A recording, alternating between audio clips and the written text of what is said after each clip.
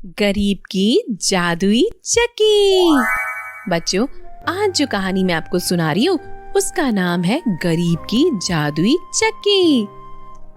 सहारनपुर नाम के एक गांव में दो भाई रहते थे। छोटे भाई का नाम सोहन और बड़े भाई का नाम राघव था। सोहन दिन रात कड़ी मेहनत करने के बाद भी अपने परिवार की जरूरतों को पूरा नहीं कर पाता था और दूसरी तरफ उसका बड़ा भाई राघव जो बहुत ही अमीर था। पिता की मृत्यु के बाद बड़े भाई राघव ने सारी जमीन जायदाद अपने नाम कर ली। उसने सोहन के हिस्से की जमीन जायदाद भी उसे नहीं दी और ना ही वो सोहन की कोई मदद करता था। दिवाली का त्योहार आने वाला था। राघव अपने घर को धूमधाम से सजा रहा था। फूलों की माला और रंग बिरंगी लाइटें दिए सजाकर राघव ने अपने घर को बहुत ही सुंदर बना लिया था। खाने के लिए अनेक तरह की मिठाइयाँ थी और गिफ्ट, नए कपड़े, नई नई चीजें अपने घर में लाकर वो अपने घर को सजा रहा था। नए कपड़े, नए जेवर राघव के बीवी बच्चों ने पहन लिए थे।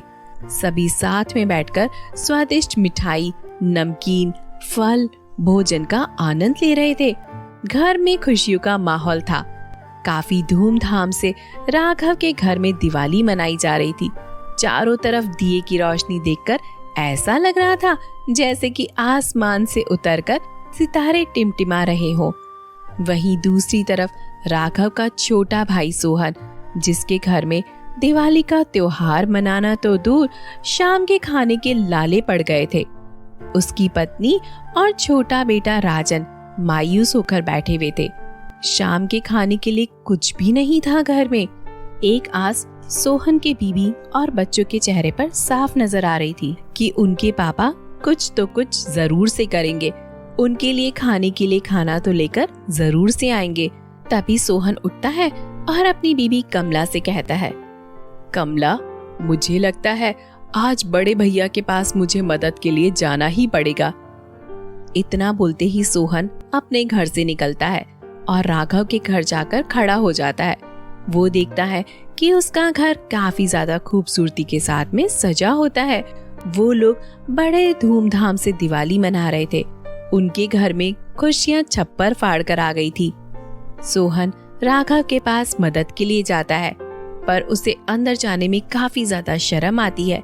लेकिन मजबूरी के चलते उसे अपने बड़े भाई के घर पर जाना ही पड़ता है और उससे मदद के लिए बोलना पड़ता है।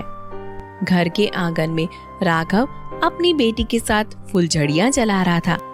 तभी सोहन उनके पास आता है और बोलता है, भैया, मुझे आपकी मदद की जरूरत है। मेरे काम धंधे का कोई ठिकाना नहीं है। मैं रोज काम के लिए निकलता हूँ। शाम होते ही सिर्फ एक मायूसी लेकर घर पर लौटता हूँ। घर में कमला और राजन भूखे बैठे हैं। आप मेरी क्या कुछ मदद कर सकते हैं? मेरे पास पैसे आते ही मैं आपका कर्ज तुरंत लौटा दूंगा, या फिर पापा की जायदाद में से आप मुझे थोड़ा सा मेरा हिस्सा दे दीजिए। उसकी ऐसी बात सुनकर राघव को बहुत ज्यादा गुस्सा आता है और वो गुस्से में सोहन से कहता है, अरे भाई, तेरा दिमाग तो ठीक है ना? मैंने जो कुछ भी कमाया है वो अपनी कड़ी मेहनत से कमाया है और तुझे भी मेहनत करनी पड़ेगी। और बात रही मदद की, वैसे ही पहले से घर में आजकल काफी ज्यादा खर्चे हो चुके हैं। मैं तेरी कोई मदद नहीं कर सकता हूँ। अब तू यहाँ से जा सकता है, वरना मुझसे बुरा कोई भी नहीं होगा। सोहन उदास होकर बिना कुछ बोले वहां से चला जाता है। जाते जाते उसे रास्ते में एक बूढ़ी औरत मिलती है जो कि जंगल की तरफ से सूखी लकड़ियों का गट्ठा लेकर आ रही होती है। वो औरत बहुत ज्यादा थकी हुई होती है।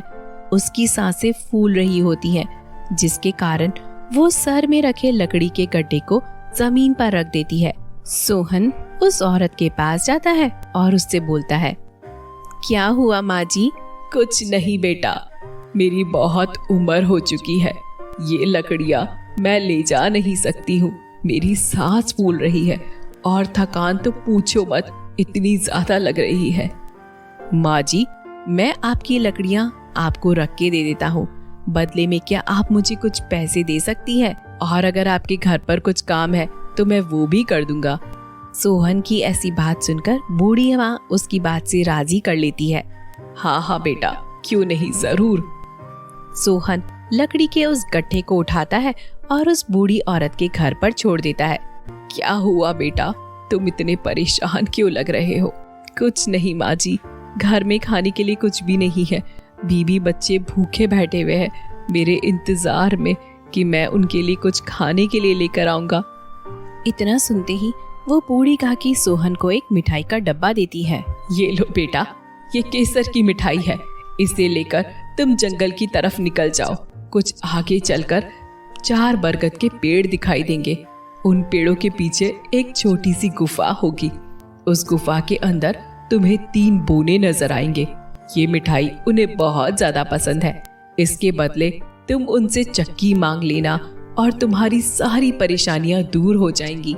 सोहन उस मिठाई के डब्बे को लेकर गुफा की तरफ निकल जाता है। आगे चलकर उसे गुफा दिखाई देती है। गुफा का द्वार काफी ज्यादा छोटा होता है। सोहन सर झुकाकर गुफा के अंदर घुसता है। अंदर जाते ही उसे 3 बोने दिखाई देते हैं।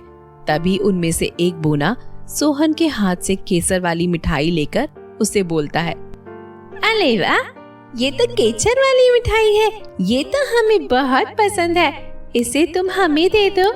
मिठाई तो मैं तुम्हें दे दूंगा, मगर इसके बदले तुम्हें मुझे वो चक्की देनी होगी।